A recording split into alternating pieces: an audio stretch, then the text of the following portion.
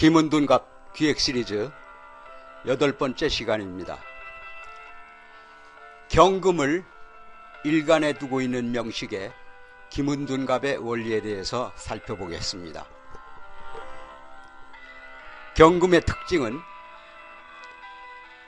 경금위열이라 하여 달을 상징합니다. 천간 동물은 매이고 색깔은 백색으로 자율계의 통제 심리로 미적 감각이 있어 멋을 추구하는 성향을 암시합니다. 간명 방법은 천간만 보는 방법으로 남명일 경우 경금일간의 출생 시간의 간지로 판단하고 여명은 경금일간의 출생 월간의 간지로 판단합니다. 세운의 간명 방법도 동일한 원리로 해서 천간의 운세를 짚어볼 수 있습니다. 본인의 일간이 경금일간이고 신축년의 천간인 신금을 보아서 철추 세옥의 물상으로 옥을 쇠망치로 부수는 형상을 말합니다. 석산의 다이아몬드의 물상으로 금년의 운은 반드시 경쟁관계에서 이기고 지는 형국에 처하여 승진이나 주식 투자에 손재수가 있으므로 자중하는 것이 정답입니다. 오늘은 정신기의 한신에 대해서 살펴보겠습니다. 한신이라는 것은 아무런 작용을 하지 않고 한가롭게 지내고 있는 육신을 말합니다.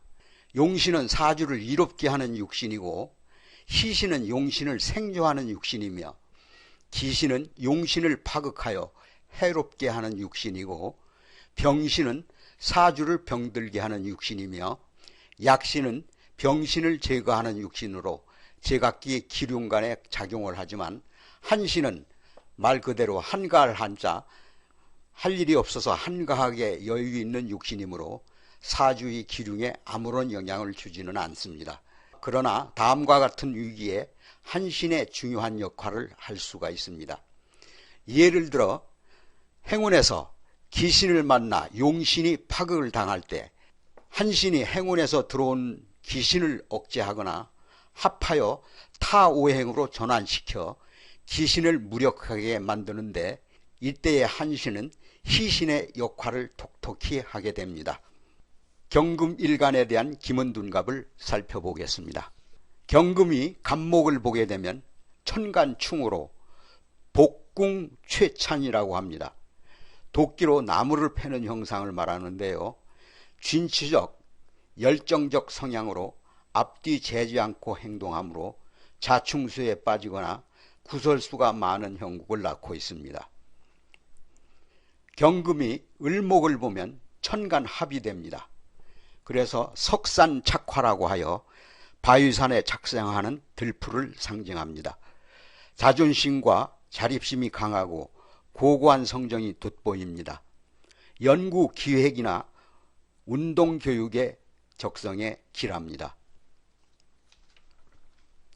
경금이 병화를 보게 되면 태백이평이라고 하여 태백성이 형옥 위에 있는 물상을 상징합니다. 사업보다는 직장인의 명식이며 능력 발휘가 곤란하고 지지에 화기운과 수기운이 있으면 길합니다.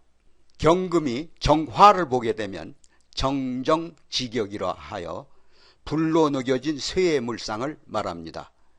숨겨진 재능을 발휘하여 발전과 성공을 담보하고 전문 경영인으로 성공하는 기운이 강합니다.